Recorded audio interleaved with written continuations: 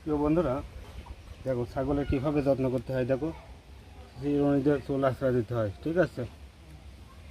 এইভাবে যত্ন করতে হয় ছাগল। দেখো কত আরাম পাচ্ছে। আসলে আসলে ওদের তো এই ধরনের যত্ন কেউই করে না সাধারণত।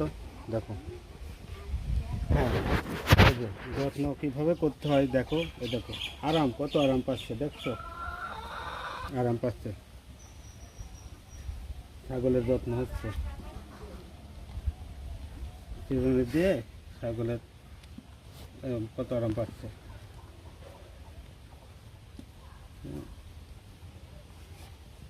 তো মোটামুটি ভালোই আরাম পেল। এই যে